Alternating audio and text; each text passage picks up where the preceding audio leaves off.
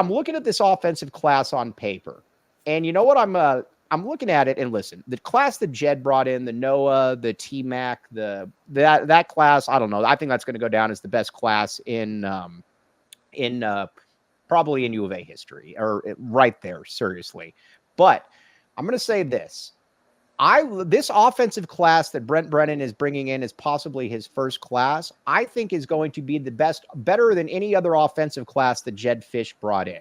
We're going to go position by position here, but you got the quarterback, you got running backs, you got wide receivers, you got a couple of interior linemen, one with an Alabama offer. Sure, this is really shaping up to be a nice offensive class in year one. Yeah, it's a real solid class, and I think what I always go back to when you analyze classes is, does it fill needs, right? Like T-Mac is leaving, and obviously he's a big receiver, so he needs to be able to land a big receiver. You have Shelton at 6'4", and he should be able to come in right away. If you want to play Robinson at wide receiver, if that's what happens, he's got good height. They'll land another receiver. So you got the tight end. Robert McDaniel is obviously really good. You assess needs. You're able to land guys at positions that you need, and they've done a nice job so far.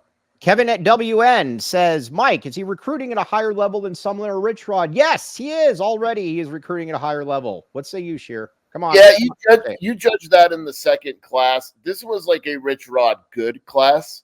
This is a great Rich Rod class. Yeah, I think this will wind up being like an average Brennan class.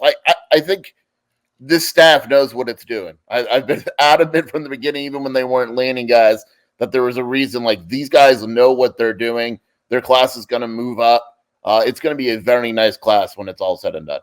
Okay, now let's go position by position. Then we're going to get to some of the new commits. Listen, we talked about this yesterday. Robert McDaniel, I believe, is going to trend up and be a 4-star. I do not know the cool Greg Biggins like you do, but Greg Biggins, the head honcho at 24/7, the man. He's scouted pretty much everyone.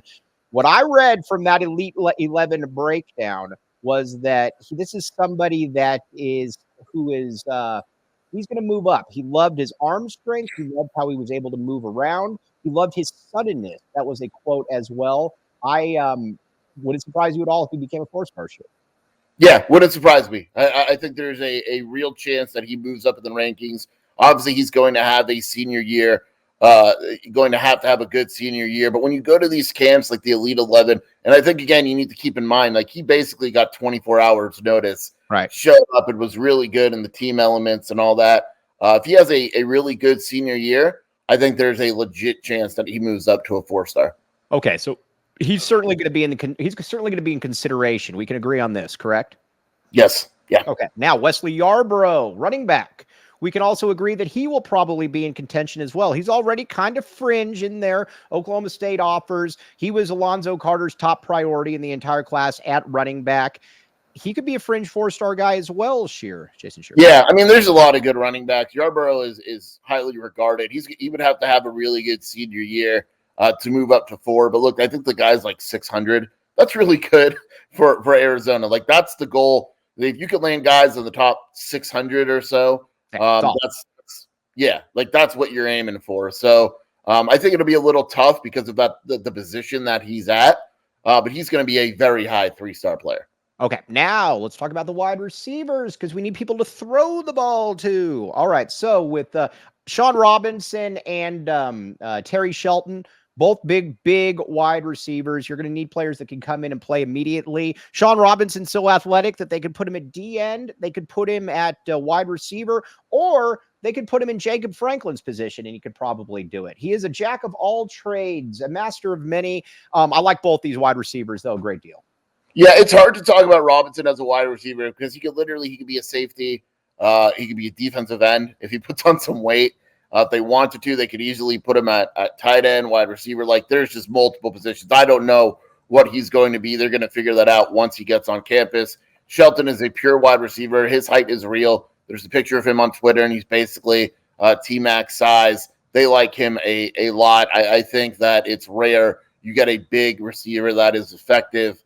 If Shelton can be effective and step in right away, he's going to have a successful career at Arizona. I like him quite a bit. And again, it goes back to what we said. Look at their offer list.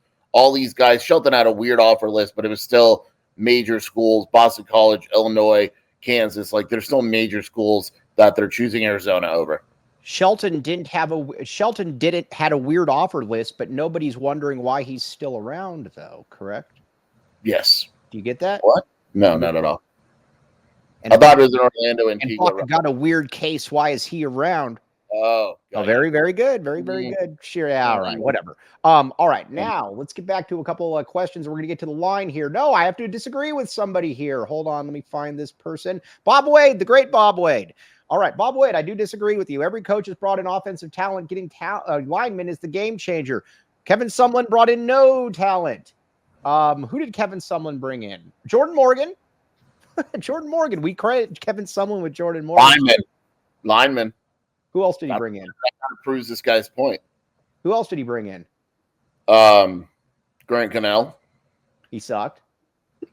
I don't know. That's a good question. Bobby, who was the 4-star Dallas kid that was here for like 5 seconds and then left? Like Bobby 4-star, or what was his name? Oh, the Bobby Wolf. Yeah, Bobby Wolf, guys like Bobby that. Wolf, okay. I don't know what he's doing, but it is nothing good. Nothing good. So no, Kevin Sumlin, we will not sit here and allow that to occur. Kevin Sumlin, think about the offensive talent now that they brought in. I'm going to look. Palmer Hoffman. Dude, look what Palmer Hoffman says. Brought in the Kevin Doyle. Great. What year was Sumlin hired? Was Sumlin 2018? Jamari Joyner. Does he get credit for Jamari? That was Rich Rod, right? That was Rich Rod, yep. So that means 2019 was his first class. Booby right? Curry. Yeah. Booby Curry. Not good. We're only talking offensive, right? Right. Donovan and Fears, not bad. Okay. Did he bring in Stan? Michael Wiley. Oh, Michael Wiley, correct. Yes. Yeah, he brought in some good linemen. Skill players, you're right. He didn't bring in Illinois fans are going to get mad. Illinois fans, I will never stop making the farting noise because it makes me laugh. I will. You know who the highest rated player in the 2020 class is? You're going to remember this guy. Who? Frank Brown. Oh, the Frank Brown, the running back. Jalen John. Will Plummer. Holy crap. Will Plummer. These offensive players are atrocious. All right, I got to give Will Plummer a little bit of credit. Then we're going to get back. I like Will. We like Will. We like Will a great deal. I will never forget a conversation that I had with Will. Is he where is he now? I don't know. All right. Well, I asked Will Plummer one time because Jason Shear and I had a huge debate about Will Plummer or Gunnar Cruz. And we generally argue about bad football players. I was right, though. Shearer did come around and say that he did think that Will Plummer was better. This is true. But I told Will Plummer about this, and he's like, man, I don't know, man. I just, I totally get if they don't play me. I haven't been playing very well. It was the coolest thing ever. Most guys are like, screw you. But I just, their whole offensive class. Yeah. Awful. Yeah. Wow. Not good. Selling insurance. Okay. Bear Down Cats 96 says drink off between Kevin O'Neill and Kevin Sumlin. Kevin O'Neill would destroy him because Kevin Sumlin would get sloppy and he would fall and he would pass out. Kevin O'Neill can drink. Yeah, Kevin O'Neill can have 72 drinks and act normal. It's pretty remarkable. Kevin O'Neill thing, by the way, I'm pretty sure that's what alcoholism is, but still. Kevin O'Neill can drink and not be. They not like us. Kevin O'Neill can be like actually drink and act like a functioning adult, whereas Sumlin, dude, he's lathered in butter under the Outback Steakhouse booth. I mean, he just not good. So you're not finding KO in a jacuzzi at a hotel. No. Correct. You are very true about that. All right, now let's get back to the offensive lineman. Look, that's what happens on this show. Shear goes off and off and off, and I have to redirect him. Shear's ADD goes all over the place during this show. Okay, now let's talk offensive linemen. The modern day kid. I did a little bit of research on the modern day kid. I do not know why he is not rated higher because you were correct. He did start as a freshman at modern day. He's very. I can tell you why. Go ahead. Found out why. All right, tell me. So his measurements were off. He weighs 356 pounds. Okay. He's 6'2". Okay. How many 6'2", 350-pound linemen are there in the NFL? Well, Jonah's like 6'3", 330. Jonah's 6'3"? Yeah. Jonah's Jonah's a freak, though. Jonah's listed at 6'3". Wendell Moy. How about Wendell Moy? Wendell Moy came in at that. Jonah's listed at 6'5". He's not 6'5". He's listed at 6'5".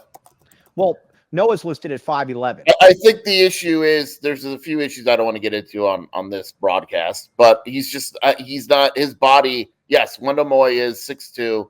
I don't think he's 360 pounds, but his body isn't great.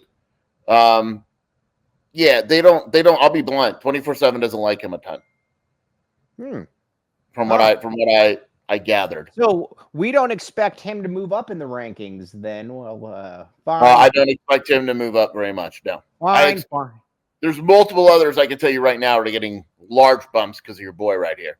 All right, let's talk about him. Talk about him. Who we got? Wade Griffin is going to get a major bump. All right, well, that's defense. Let's stick on the offense. Offense? Couple other interior. I don't know if anyone on offense is going to. All right, let's talk about Caleb Jones for a second. We broke his commitment on the show about a week ago before he was actually prepared. Before he committed, yeah. Before he committed, that's what we do on this show. But good player, obviously from Phoenix. We're trying to get into Phoenix. He's got an ASU offer, a legitimate ASU offer. I like him. I think it's he's not going to play immediately. But still like him though. Yeah, more of a project type of guy where if it goes the right way, he actually has a chance to be really good. I wouldn't expect him to come in as a freshman and play right away, but he camped with Arizona and they liked him, and those type of things go a long way. In-state kid. Yeah, I mean, I think he has potential. All right, now let's talk about Kellen Ford. I do believe that he is going to possibly be a day one contributor. First commitment to Brent Brennan comes from that region of California that Brent Brennan is going to recruit.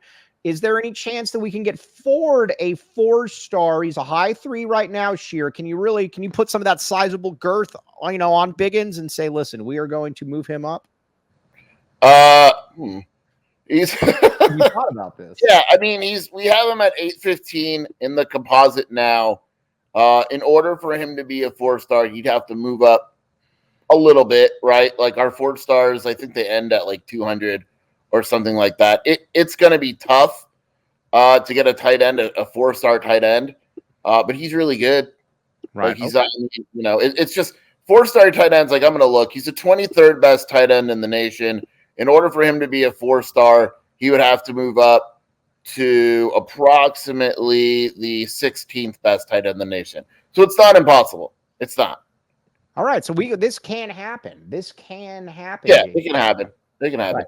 Okay. Now, so again, but overall though, I think this on paper is going to be better than any of Jed Fish's offensive classes outside of that 1 year. Yeah, I was gonna say it's. I mean, Noah, T-Mac. No, I'm not going that. Yeah, I can see that.